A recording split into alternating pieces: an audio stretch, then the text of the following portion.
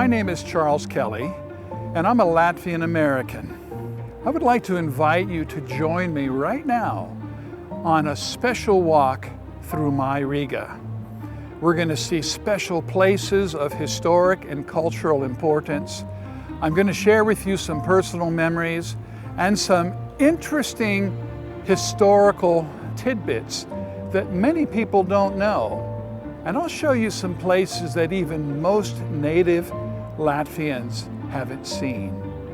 Come, enjoy.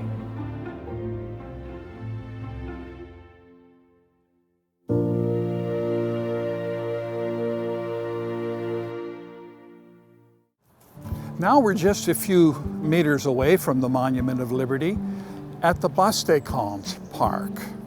Bastejkalns, it means Bastille, which is another word for fortress. You see, when Riga was founded in the 13th century, it eventually became a fortress. There were giant towers and very thick walls that surrounded what we know today as the Old City, or the Latvians would say Vecrīga. And as modern weaponry became more powerful and were able to penetrate thick walls with modern cannons and all of this, all of the big fortresses in Europe in the 19th century began to remove parts of their walls slowly but slowly. Well, in the 1850s, the mayor of Riga decided to start tearing down the walls of the Bastille, the fortress itself. And these stones that originally made up the walls were thrown in a large pile just outside of the old town. And several decades later, it was decided that these stones could be used to make a layered garden and to be turned into a beautiful park. And today, it's Bastejkalns Park. Kalns means hill or mountain, actually, because part of the park is a mountain that has been artificially built, and one can walk up. In the summertime, you see young couples expressing their affection quite openly. Bastejkalns Park is also on the Riga Canal. And the Riga Canal was put there in the 19th century when the Riga River was actually filled up. And this became the way to go to the market. Okay, as we walk through the park, there's many things I could point out, but one of the things I want to talk about is the statues, the sculptures that are here.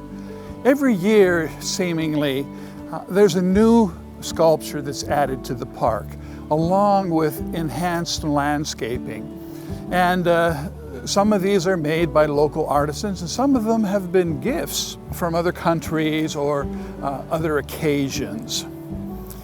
And now I'm walking toward a most interesting place. This is the little Lover's Bridge. And this is where couples come when they get engaged. They come to the bridge with a padlock, and the padlock usually has their names engraved on the lock itself. They stand and they put the lock on the bridge itself. It's a public symbol of their unity and their strong commitment to one another. Now, there's a custom here in Latvia that when couples put their lock on the bridge, that they're not supposed to talk to each other until they walk off the bridge. And if they do, it means that their marriage won't last. What a funny custom. But unfortunately, so many marriages don't last. From the beginning of the 1600s, the beginning of the 1700s, Latvia was occupied by Sweden, which was a great northern power in those years.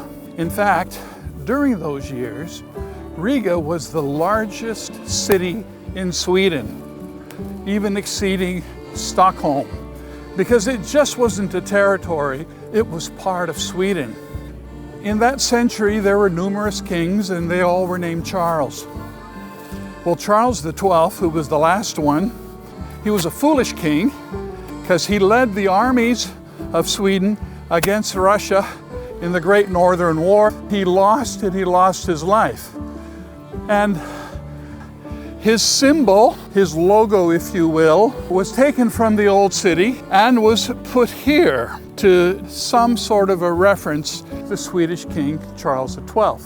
But Latvians are clever. Very near to this place, there's another sculpture of Charles XII. I wonder if you could find it. Oh, what's that? There he is. That's Swedish King Charles XII. I think it's great. He's on top of a symbolic Swedish cannon. What's interesting about it, in the old city, there are many such cannons with the face of Charles XII that are used to put chains and ropes on to keep traffic out of little streets. I think that's hilarious. We're standing at a sacred place because these granite stones are memorial markers to people who were murdered by the Soviet Black Beret in January of 1991.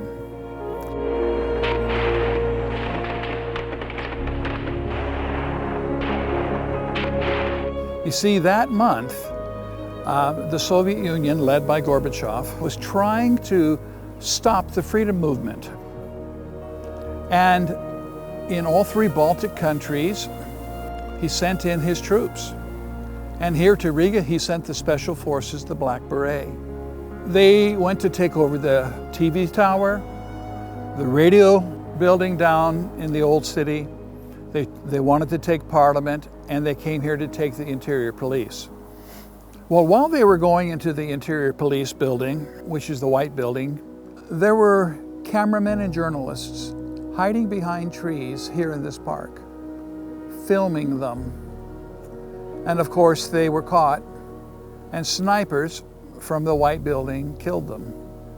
And they killed several people: camera operator, journalist, bystanders. There was a policeman just walking in the park, not really doing anything, walking his beat. There's a 13-year-old boy on a bicycle. And so in this park are several granite stones marking their memory. Well, these dead became extremely important martyrs for Latvia, and simply increased the resolve of the Latvian people that they want freedom or they want death. Soon thereafter, Gorbachev called off his dogs, and the freedom movement could not be stopped anymore. And 7 months later, Latvia became free. Well, in '85, Latvia was still part of the Soviet Union. And of course, we all know that the Soviet Union had 1 million KGB agents, of which half of them worked within the Soviet Union, and half of them worked around the world. And so here in Latvia, there were all sorts of spies and informants and people who infiltrated every profession, every walk of life, every neighborhood. And so this kind of put the fear of hell in the Latvian citizens, because they never knew who they could trust. I'm sitting here because I had a very interesting conversation with a Latvian friend in 1985 on the lawn right behind us. He was a dissident, and he did things on behalf of freedom for Latvia, including freedom of religion. I asked him the question if there was a possible way to get religious materials here to Latvia. I had been in one of the bookstores here and asked if they have Bibles, and you should have seen the look on the lady's face when I asked the question. And we began to talk about that. Is there a way to get Christian literature or Bibles here? And he was talking to me and he says, oh, this is a nice day for a walk, isn't it? And then he put his head down. He said, yes, I think I can help you find a way. The weather's lovely. I'm so glad it's not raining today. There's an organization in Austria that specializes in getting materials to us here in Latvia. Maybe a little bit later we can go to the market and get something nice to eat. I said, what are you doing? He says, you don't know it, but behind you on top of the building is a man with a telescope, and he's reading our lips. So listen only to what I'm saying when I put my head down. And then he put his head down and he took out a piece of paper and he wrote down the name and address of this organization in Austria that I could contact, and they would get materials here to churches or pastors. And I had no idea he would be taking such a risk because he was watched so carefully by KGB here in the Bastejkalns Park, right in front of a children's playground. My name is Charles Kelley, and this is my Riga, and I hope that you come and visit one day. I'll be happy to see you and take you on a personal walking tour.